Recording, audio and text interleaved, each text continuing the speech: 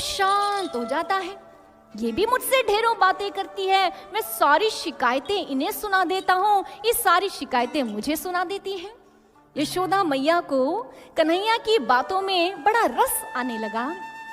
कन्हैया के साथ बैठ गई, कहने लगी तुझे पता है कि गैया को भी मैया कहा जाता है?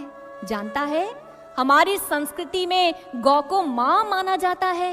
पता है क्यों? क्योंकि इसका जब बछड़ा जन्म लेता है तो जन्म लेते ही उसके मुख से क्या निकलता है?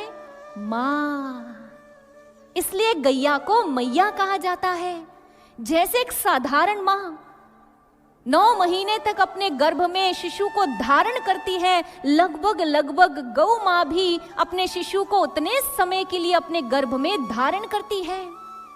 जैसे एक साधारण मां अपने बच्चे का लालन पालन करती है ना, ऐसे ही ये गैया मैया भी हमें पंचगव्यों से हमारा लालन पालन करती है। तो हो गई ना गैया हमारी मैया। कन्हैया को अपनी यशोदा मैया की सारी बातें समझ में आ गई। कहने लगा, हाँ मैया तुम ठीक कहती हो। गैया मैया और गैया के साथ उनकी बातें। अगली भोर होते ही कन्हैया पहुंच गए यशोदा मैया के पास। कहने लगे, मैया अभी तक तो मैं बछड़े चराने जाता था, क्या अब मैं गैया चराने जाऊं? मैया ने कहा, अच्छा जा बाबा से पूछ ले। बाबा के पास गया। बाबा ने कहा, हाँ बाबा अब तो मैं बड़ा हो गया हूं ना। बाबा ने कहा, हाँ तू तो बहुत बड़ा हो गया है, बड़े बड़े उपदेश देता है सबको। कहने लगा, बाबा ऐसी बातें मत बोलिए ना, बताइए ना मैं बड़ा हो गया हूं ना। बाबा कहने लगे, हाँ बहुत बड़ा हो गया। बाबा क्या अब मैं गैया चराने जाऊं?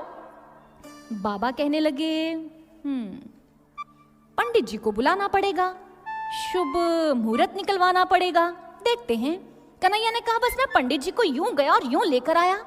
बाबा पुकारते रहे और कन्हैया दौड़ गया, पंडित जी के घर गया। पंडित जी से कहने लगे, अपनी ये जो पोती है उठाओ। कहने लगे, क्यों? बाबा बुला रहे हैं, कह रहे हैं कि मेरे गौचारण का शुभ मुहूर्त निकालना है। जैसे ही सुना, पंडित जी ने पोती उठाई और चलने लगे।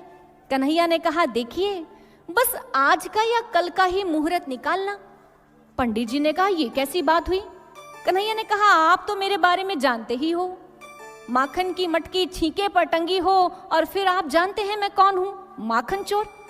अगर आप चाहते हो आपके घर की सारी मटकियां सुरक्षित रहें तो बस आज का या कल का मुहूर्त निकाल देना।